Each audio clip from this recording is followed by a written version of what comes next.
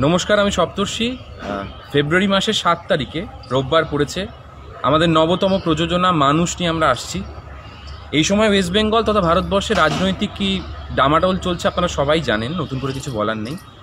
তো আমরা ব্যক্তি হিসেবে প্রত্যেকেরই তো একটা মতামত থাকে, আমারও একটা মতামত আছে। আমরা যারা থিয়েটার করি প্রত্যেকেরই নিশ্চয়ই একটা মতামত আছে। তো আমরা সবসময় সেই মতামতটা বিভিন্ন জায়গায় প্রকাশ করতে পারি না, সেটা হয়তো কিছুটা ব্যর্থতা, কিন্তু সেই ব্যর্থতাটা ঘুচে যায় যখন মঞ্চে আমরা অভিনয় করার সুযোগ পাই। এবং আমাদের এই নবতম প্রযোজনা, যার নাম মানুষ, সেটা হয়তো একটা প্রোটেস্ট না, খুব কঠিন কিছু প্রোটেস্ট নয়, খুব সিম্পল একটা গল্পের মাধ্যমে আমরা তৎকালীন সমাজে যা ঘটছে, রাজনৈতিক ফিল্ডে যা ঘটছে, সেটাকে বলার চেষ্টা করেছি। আর চেষ্টাটা করেছি সেটাকে সফল করার দায়িত্ব শুধুমাত্র আপনাদের, কারণ আপনারা না এলে কিন্তু আমাদের এই বক্তব্যটা মানুষের কাছে পৌঁছবে না। তো আপনারা প্লিজ আসুন আমাদের নবতম প্রযোজনা মানুষ দেখতে।